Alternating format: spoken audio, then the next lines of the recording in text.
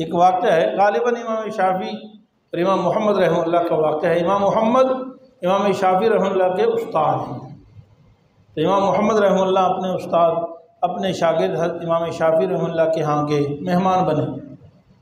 تو ہر شاگرد کو اپنے استاد کے بارے میں اچھے خیالات ہوتے ہیں، گمان ہوتا ہے، پھر امام محمد جیسا استاد۔ تو رات کو یہ خیال تھا کہ میرے استاد ہیں، رات کو اٹھیں گے، تہجد پڑھیں گے، تو مصلی بھی رکھ دیا اور پانی بھی رکھ دیا اس زمانے کے اعتبار سے۔ اس صبح امام محمد رحمۃ اللہ علیہ سو گئے، بستر بھی لگا دیا۔ صبح آئے تو دیکھا کہ امام محمد رحمۃ اللہ اسی طرح لیٹے ہوئے ہیں، اور پانی دیکھا تو پانی لوٹے میں اسی طرح بھرا ہوا ہے، اور مصلی بھی اسی طرح ہے، جیسے لپیٹ کے رکھا تھا ویسے ہی پڑا ہوا ہے۔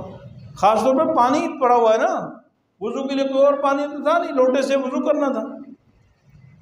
تو دل میں خیال یہ آیا کہ میرے استاد نے آج تہجد کی نماز نہیں پڑھی، اس لیے کہ لوٹا بھی اسی طرح ہے اور جا نماز بھی اسی طرح پڑا، پانی بھی پڑا ہوا ہے۔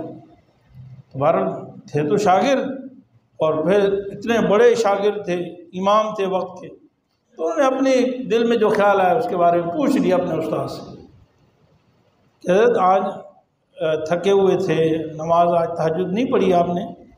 فرمایا نہیں بیٹے، آج میں پوری رات سویا ہی نہیں، میں تو سویا ہی نہیں، محمد کو نیند کیسے آ جائے جبکہ ساری دنیا سو رہی ہے۔ آج رات میں احادیث اور قرآن کے اندر غور و فکر کرتے ہوئے 1000 مسائل کا میں نے آج رات استنباط کیا ہے۔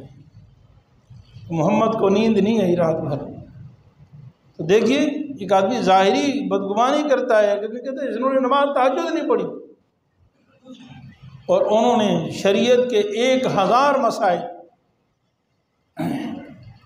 یہ فقہ، اللہ تعالیٰ ان فقہائے کرام کو اجر عظیم عطا فرمائے، ان کا ہم پر بہت بڑا احسان ہے۔ صاحب کے یوٹیوب چینل کو سبسکرائب کیجئے اور ان کے تازہ بیانات کے ذریعے اپنی علمی، اصلاحی اور فکری آبیاری کرتے رہیے۔